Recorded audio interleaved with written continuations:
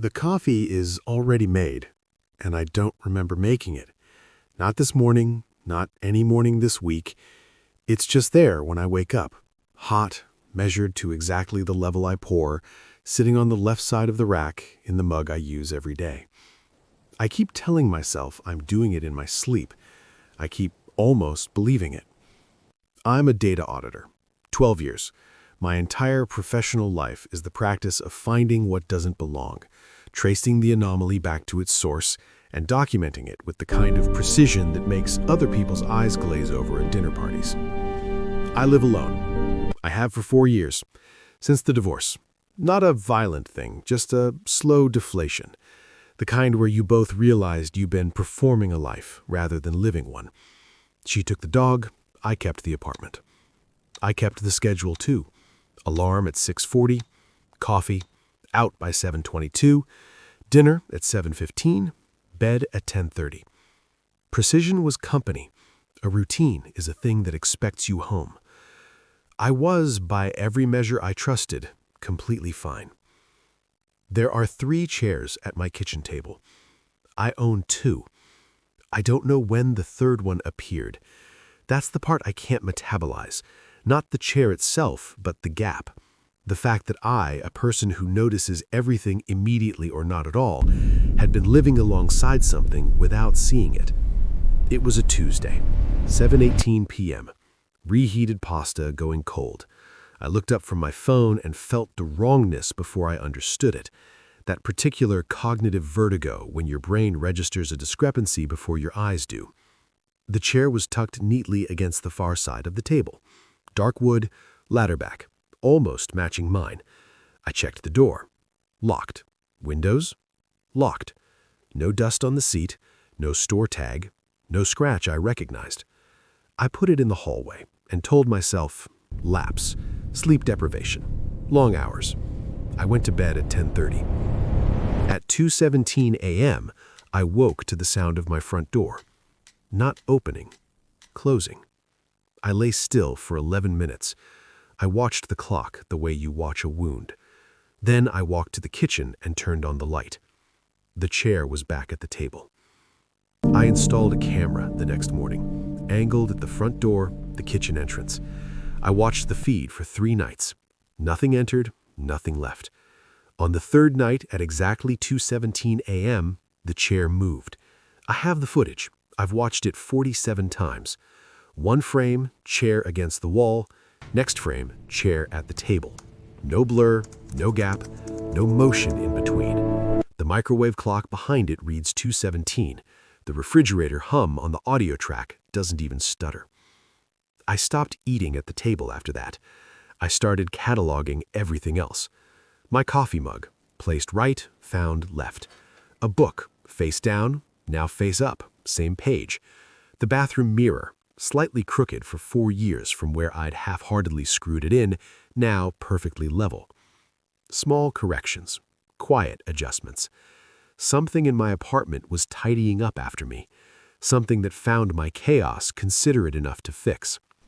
On the 19th night, I sat down across from the empty chair and said out loud, "Who are you?" Not a question. I'd run out of the energy that questions require. The radiator clicked. The damp plaster smell of an old building in winter. Somewhere below, someone else's dinner. Then, and I still don't have the right word for this, I heard a breath. Not behind me, not from the chair, from somewhere the room didn't have. In, then out. Patient. Not frightened of me at all.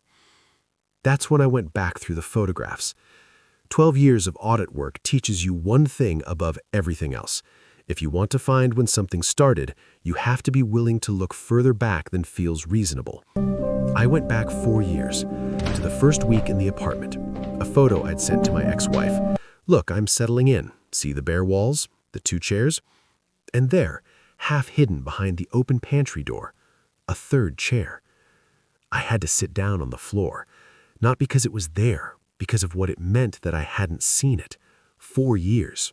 4 years of dinners and late nights and quiet mornings, and the chair had been there, in the background of my life, and I had looked straight through it. Now the thoughts come in two varieties, and they arrive in rotation, and neither of them lets me sleep cleanly. The first, something has been here since the beginning. Something patient enough to wait, quiet enough to go unnoticed, that has spent 4 years learning the small grammar of my life, which side I rest the mug, how I angle the mirror, when I come home, and has, for reasons I don't have access to, decided now to be slightly less invisible. The second, there is no second presence. There is only me, sleepwalking through a grief I decided was finished before it was, rearranging my own apartment in the dark, manufacturing company from silence, because 12 years of precision and 4 years of alone is, it turns out, more than a person can metabolize without cost. I've read the literature on dissociation.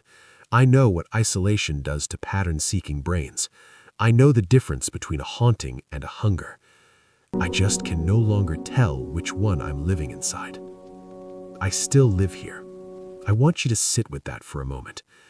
The chair is at the table every morning. I've stopped moving it. There are 3 playmats now.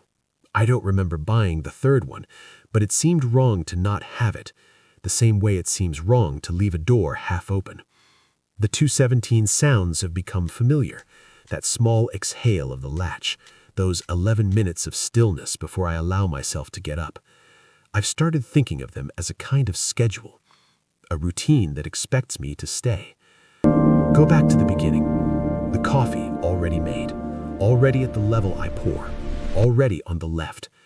I told you I kept almost believing I was doing it in my sleep. What I didn't tell you, what I've only let myself think about in the last few days, in the narrow, honest hours after 2:17, is this. I don't drink my coffee on the left side of the rack. I never have. That's not my preference. That's someone else's.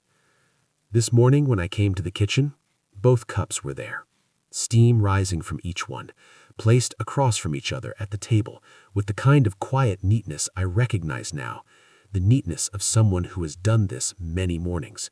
The third chair was empty. I sat down in mine. The coffee was exactly how I take it. I never told anyone how I take it.